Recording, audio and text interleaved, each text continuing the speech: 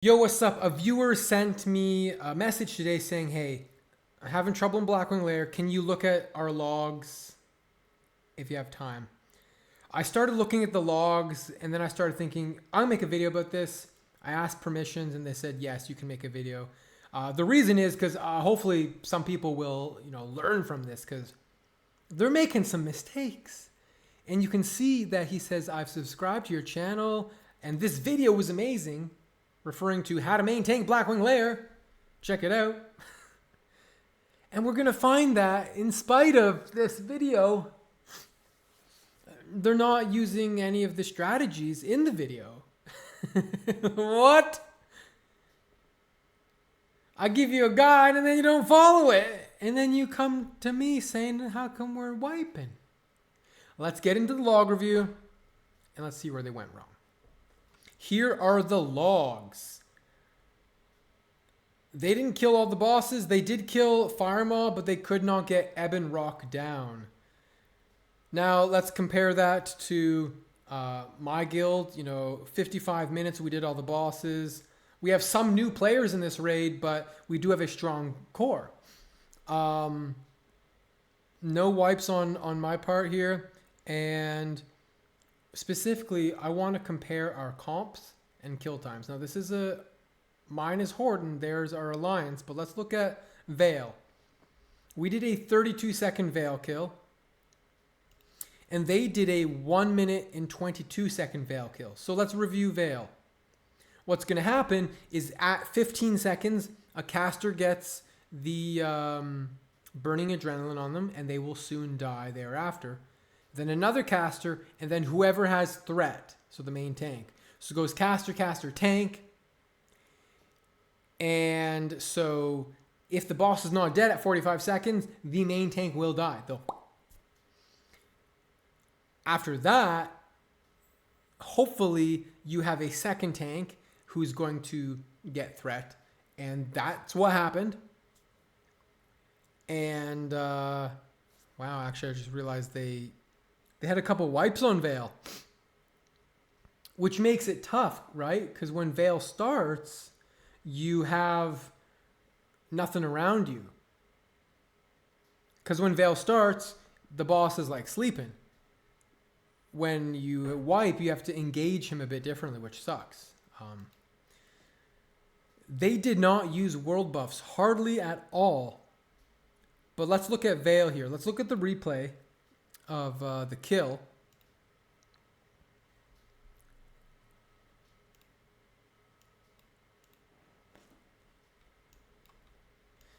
So they're running into Vael.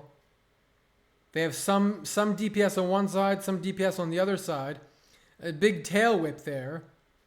Then this guy runs through, boing, boing, boing, boing, ping pong. And we can see, I'm not sure how many seconds we're at. We're almost approaching 30 seconds. So there's the first burning of adrenaline. We'll get another burning adrenaline soon. Another tail whip from these rogues, man.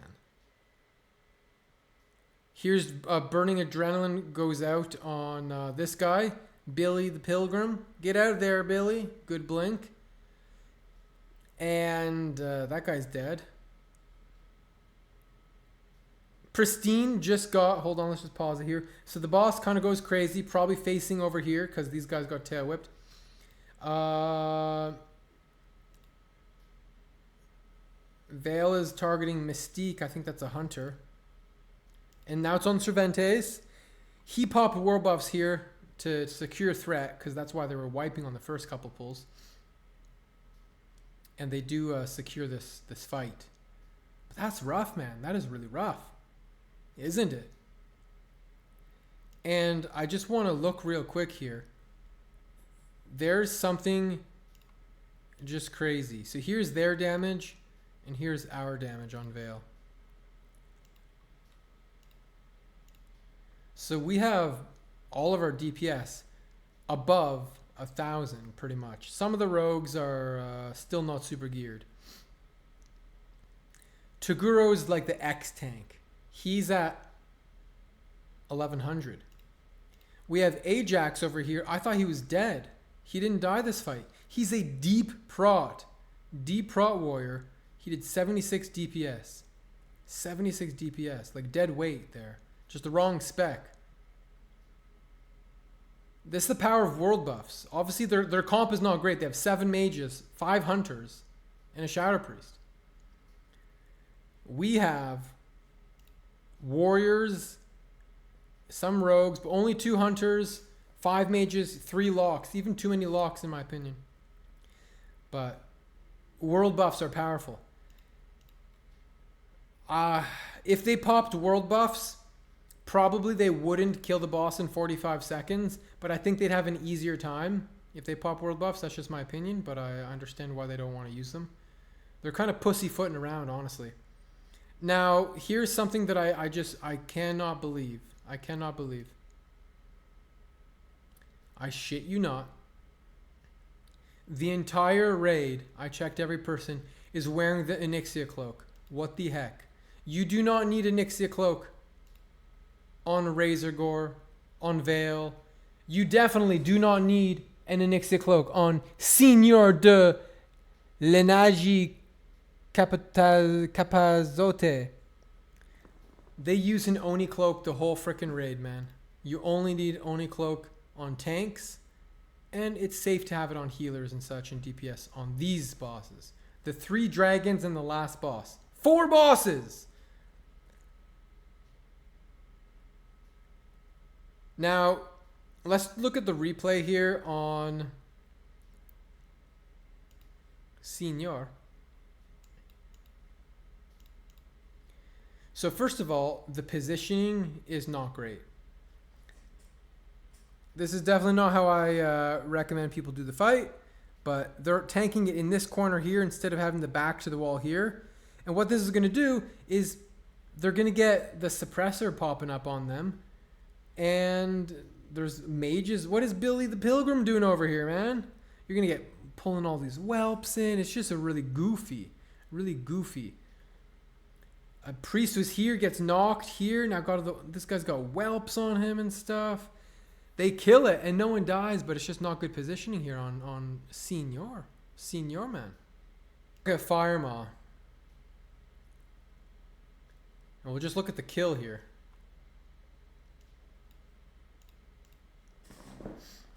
So they pull Firemaw. They're doing the wall strat instead of the door strat. The benefit of the door strat is you have the off tanks right here, not taking stacks. But when all these tanks are on the wall here, what that means is every single one of the tanks is taking stacks. And so they all need a lot of fire resist, whereas the other one, just the main tank needs fire resist, and the off tanks just taunt in the doorway. So it's rough.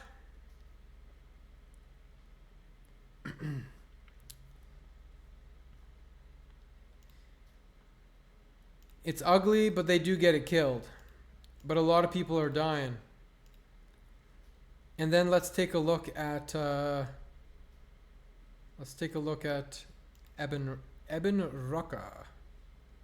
Let's look at you know, it's crazy. They got through the wall of Firemaw and Vale without buffs, and then they're wiping on Ebanrock. Let's take a look at this.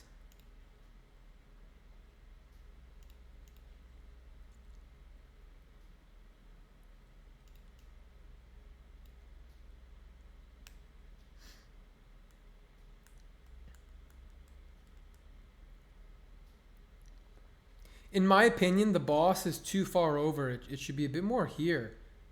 Like, the boss is just kind of... Whoa! The whole raid just got breathed.